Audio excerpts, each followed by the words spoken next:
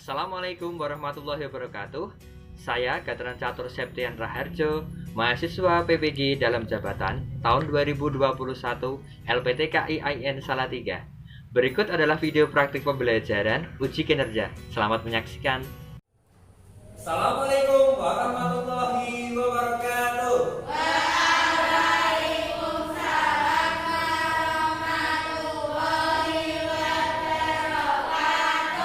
Selamat pagi anak-anak. Apa kabarnya hari ini?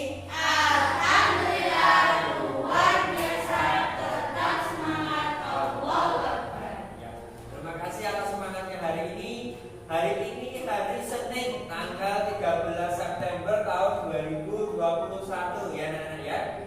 Hari ini kita akan pembelajaran tematik, tema 1, subtema 2 ya.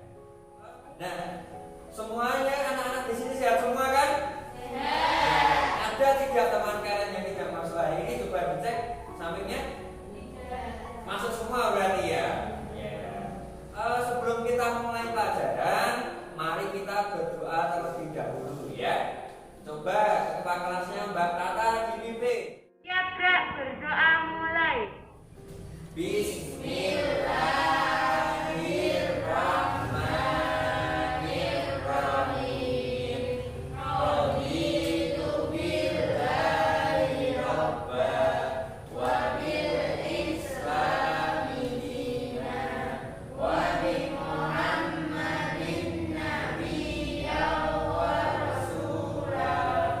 Rabbi zidni ilman nafi'an warzuqni rahman wasi'an. Amin ya rabbal alamin. Ya, terima kasih anak-anak. Terima kasih Mbak Tata yang sudah memimpin teman-temannya berdoa pada pagi hari ini. Semoga dengan doa ini pada hari ini kita belajar dengan lancar, tidak ada halangan satupun ya anak-anak ya.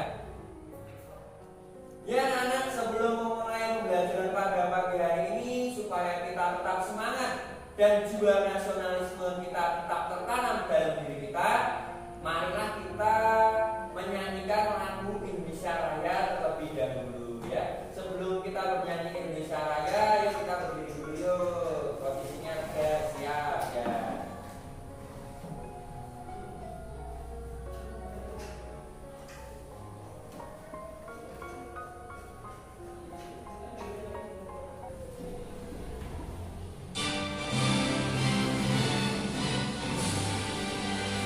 Indonesia tanah airku,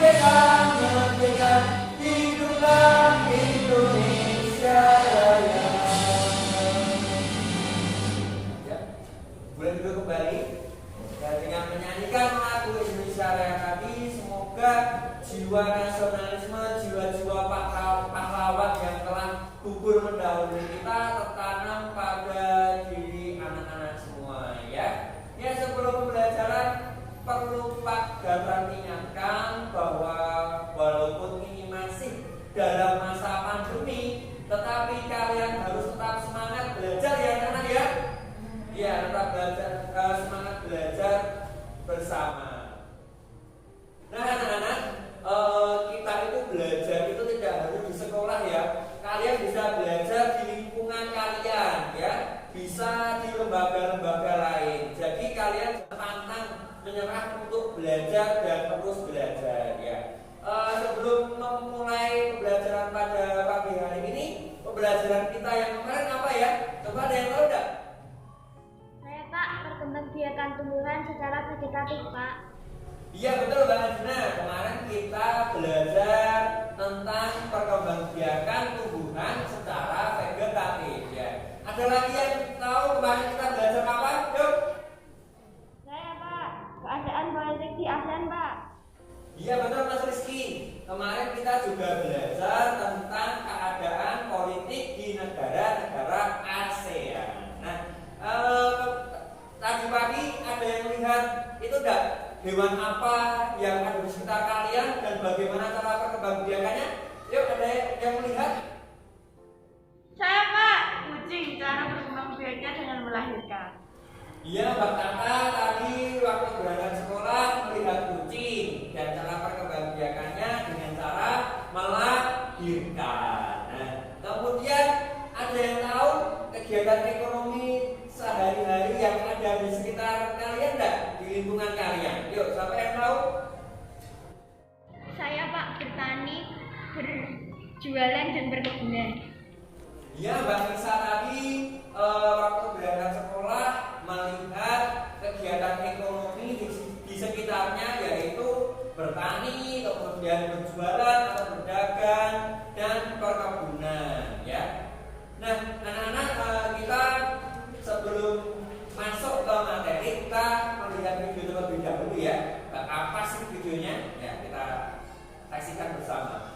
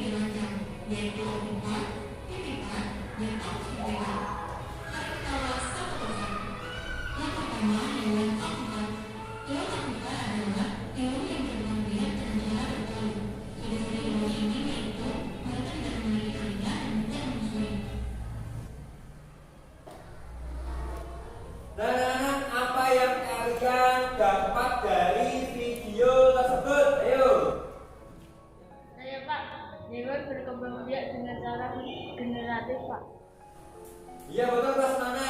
Hewan berkembang biak dengan cara generatif ya. Selanjutnya kita melihat video lagi. Masih ada satu lagi ya.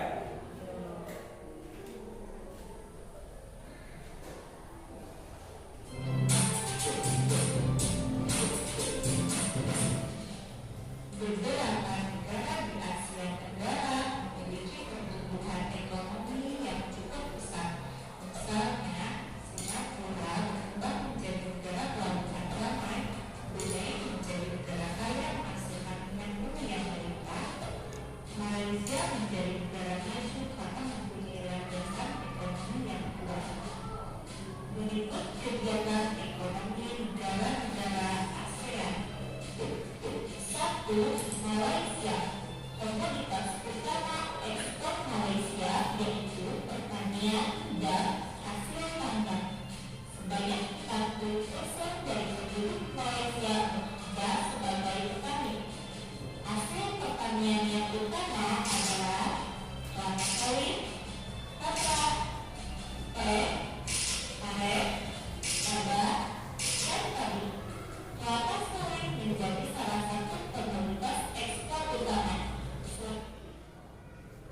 Ya, apa yang kalian dapat dari video yang kedua tadi? Ayo. Ya Pak, keadaan ekonomi di ASEAN. Iya betul Mbak Alfi. Tadi videonya berisi tentang keadaan ekonomi di negara-negara ASEAN. Ya, kita masuk ke materi sekarang ya. Tetapi sebelum masuk, Pak Gadran akan membacakan indikator ya atau tujuan pembelajaran kita pada pagi hari ini. Yang pertama, setelah kalian melihat video dan kalian berdiskusi, nanti kalian bisa mengidentifikasi perkembangbiakan hewan secara generatif ya. Kemudian yang kedua, setelah kalian berdiskusi kembali, kalian nanti bisa membandingkan perkembangbiakan hewan secara generatif dengan benar ya anak-anak ya. Kemudian yang ketiga, setelah kalian berdiskusi dan mendengarkan penjelasan dari Pak Gadran, nanti kalian bisa membuat laporan perkembangbiakan hewan secara generatif. Dan yang keempat, setelah kalian mendengarkan penjelasan dari Pak Gadran dan kalian berdiskusi bersama, kalian mampu mengidentifikasi karakteristik ekonomi ya di negara ASEAN.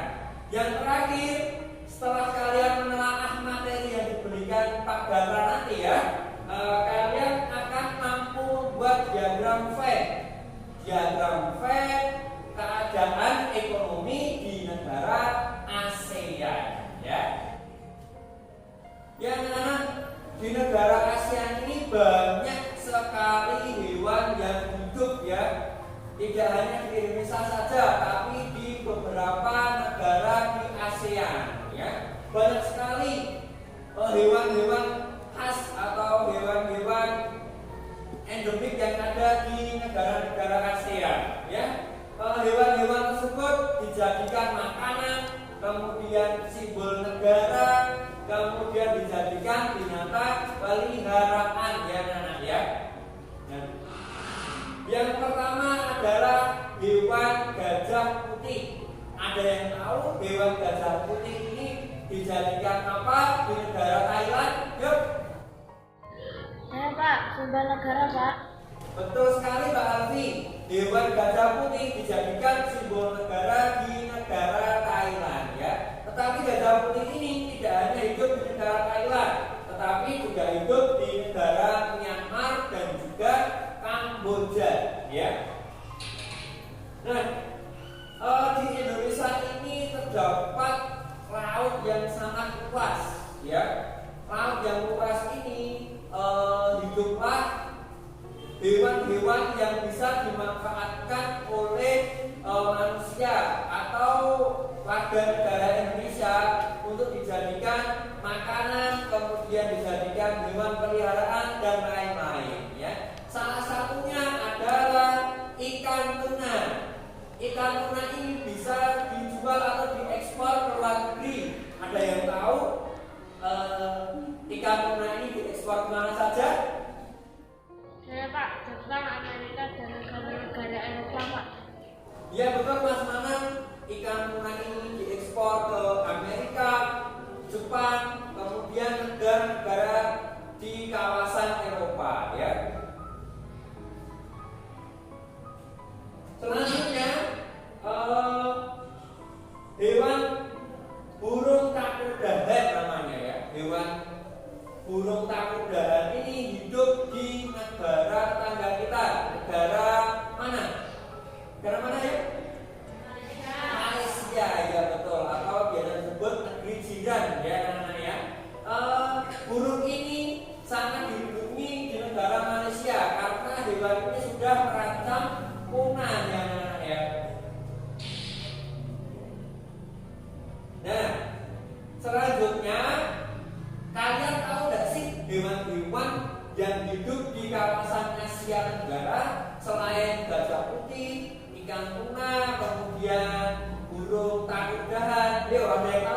dan cara perkembangbiakannya bagaimana? Yuk.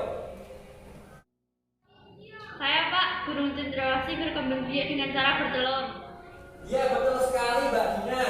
Burung cendrawasih yang hidup di Papua itu berkembang biaknya dengan cara apa tadi anak? Bertelur. Ya, betul sekali ya. Kemudian kita lanjut ke materi. Nah, ini dia. Hewan yang berkembang biak dengan cara bertelur itu namanya hewan apa anak? Ovipar. Ya, betul sekali. Jadi hewan yang berkembang biaknya dengan cara bertelur itu dinamakan ovipar ya. Selanjutnya ada hewan yang berkembang biak dengan cara melahirkan. Seperti Mbak Tata tadi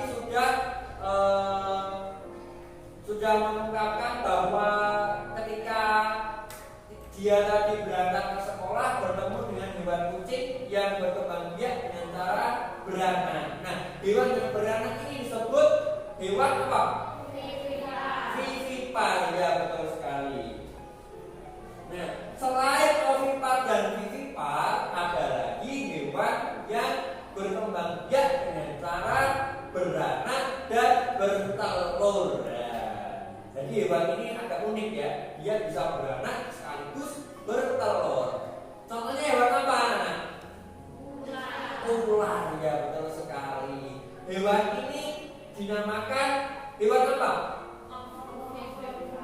Iya, betul, ovovivipar. Jadi kalau ada hewan kok itu bisa beranak dan bertelur, namanya ovovivipar ya, cara perkembangbiakannya. Nah, anak-anak, kita tadi sudah belajar tentang cara perkembangbiakan hewan dan hewan yang hidup di negara ASEAN ya. Negara ASEAN ini memang kondisi geografisnya itu sangat bagus sekali anak-anak ya untuk perkembangbiakan hewan ya. Nah, penduduk di ASEAN ini memanfaatkan hewan tersebut untuk sebagai makanan, kemudian sebagai binatang peliharaan, kemudian simbol negara ya. Binatang ternak ini atau hewan-hewan ternak ini banyak dibudidayakan orang-orang ASEAN ya, sehingga hewan-hewan ini bisa dijadikan kegiatan ekonomi ya. Selain dipelihara juga bisa dijadikan untuk kegiatan ekonomi. Nah, di Asia Tenggara ini memang terletak geografisnya sangat strategis ya anak-anak ya. Di kawasan Asia Tenggara ini dijadikan jalur transportasi di kawasan Eropa dan Asia Timur ya. Dengan posisi yang strategis ini, setiap negara di Asia Tenggara mempunyai kekayaan alam tersendiri ya anak-anak. Nah, negara-negara di ASEAN itu ada di mana saja ya anak-anak ya? Ada yang tahu tidak?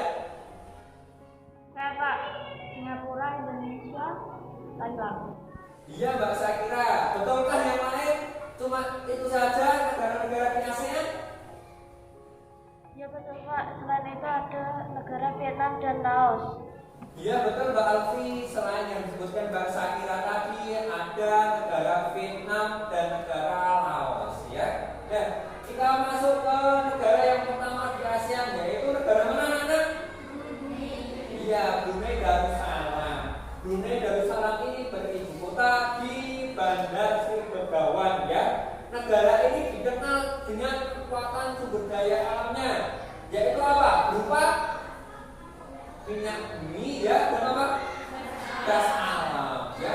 Nah, dari minyak bumi dan gas alam ini, maka negara Brunei Darussalam dikatakan pendapatan per kapitanya di negara tersebut itu yang paling tinggi di kawasan ASEAN ya.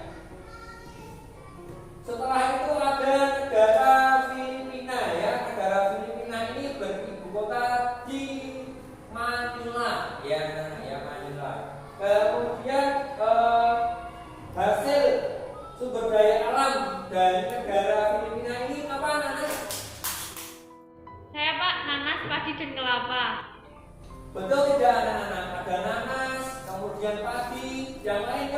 Siapa? Ada lagi? Betul kan? Pak, selain itu ada gula. Iya betul Mas Manan. Selain itu juga ada gula yang diekspor dari negara Filipina ya, Nana ya. Selanjutnya adalah negara kita, negara mana? Indonesia. Bukan Indonesia. Negara Indonesia beribu kota di Jakarta. ya di Jakarta ya. Karena sumber daya alam di negara Indonesia itu sangat kaya ya. Jadi di Indonesia ini banyak sekali mengekspor bahan-bahan makanan maupun bahan-bahan tambang ya Nana ya. Yang pertama adalah minyak bumi ya. Kemudian ada tekstil, kemudian ada produk-produk dari kayu ya. Jadi pengusaha-pengusaha di mancanegara itu kebanyakan mengimpor barang-barang mentah dari Indonesia ya. Kemudian selain dari hasil ekspor di Indonesia itu untuk menambah devisa negara juga memaksimalkan di sektor pariwisata ya. Tentunya di Pulau Bali itu yang banyak sekali wisatawan mancanegara yang berkunjung ke pulau tersebut ya. Kemudian ada negara Kamboja. Negara Kamboja ini dilalui oleh sungai apa?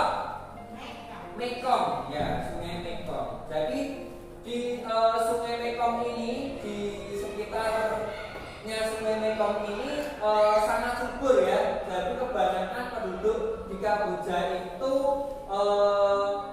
mata pencahariannya sebagai petani ya atau berkebun. Nah, hasil yang paling banyak di negara Kamboja ini adalah padi dan karet ya. Selanjutnya negara Laos. Negara Laos ini berdekatan dengan negara Kamboja ya. Jadi sama saja dilalui sungai Mekong yang di sekitarnya subur tadi. Sama dengan Kamboja, penduduk Laos ini kebanyakan mata pencahariannya adalah berkebun atau bertani ya. Selanjutnya negara Malaysia ya. Negara Malaysia ini salah satu negara yang sumber daya alamnya sangat banyak di negara ASEAN. Ada yang tahu ibu kotanya Malaysia mana? Kuala Lumpur ya, betul Mbak Kakak, Kuala Lumpur ya. Hasil ekonominya ini maksudnya kegiatan ekonomi di negara Malaysia ini sangat banyak ya. Yang pertama adalah membuat peralatan elektronik. Kemudian di sektor pertambangan ada minyak bumi dan gas alam ya. Selanjutnya negara Myanmar ya. Penduduk Myanmar itu kebanyakan bertani dan berkebun ya, berkebun. Nah, hasil perkebunan atau pertanian yang banyak di sana apa? Padi ya, padi banyak sekali di negara Myanmar itu. Kemudian negara Singapura, ada yang tahu ibu kotanya Singapura? Mana? Ibu kota Singapura? Iya, Singapura ya sekali. Nah, negara Singapura ini ekonominya itu paling maju di negara Asia ya, karena letaknya yang sangat strategis di jalur perdagangan. Jadi Singapura ini menjadi transit jalur perdagangan di Asia ya.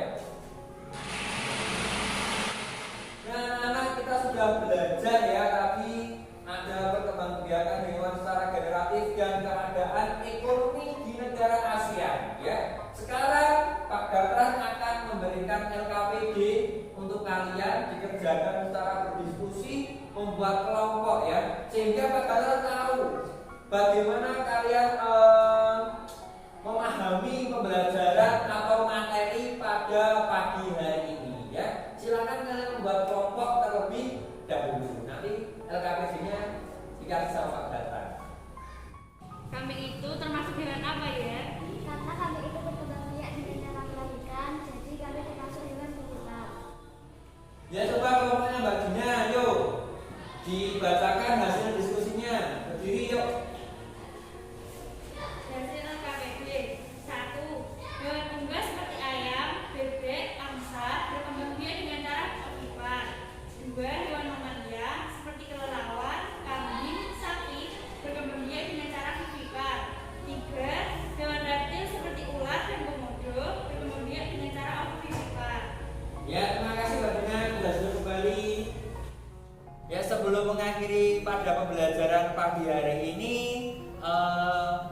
bagaimana ya cara melestarikan hewan yang ada di Indonesia maupun di ASEAN.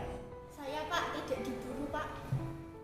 Iya betul Mbak Elsa. Salah satu cara untuk melestarikan hewan adalah tidak memburunya ya. Kemudian yang kedua,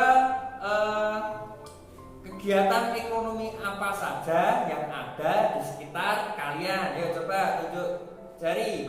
Saya Pak petani, pedagang dan berkebun. Iya, betul sekali Mbak Putri bahwa kegiatan ekonomi yang ada di sekitar Mbak Putri adalah bertani, berdagang, berkebun ya. Sebenarnya masih banyak ya anak-anak ya, masih banyak sekali kegiatan ekonomi di sekitar kita. Cuma Mbak Putri, yang ada di sekitar Mbak Putri itu cuma bertani, berdagang dan juga berkebun.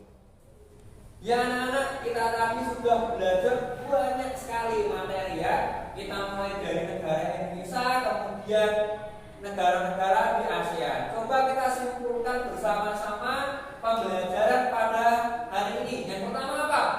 Hewan berkembang biak dengan cara ovipat, vivipat, atau vivipat. Ya, yang pertama hewan itu berkembang biak dengan cara ovipat, vivipat, dan ovovivipat. Ya.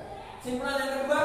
Kegiatan ekonomi di ASEAN berupa pertanian, perkebunan, pertambangan, dan perdagangan. Iya, jadi kegiatan ekonomi di negara ASEAN itu sangat banyak ya, di antaranya pertanian, perkebunan, pertambangan, dan perdagangan. Ya.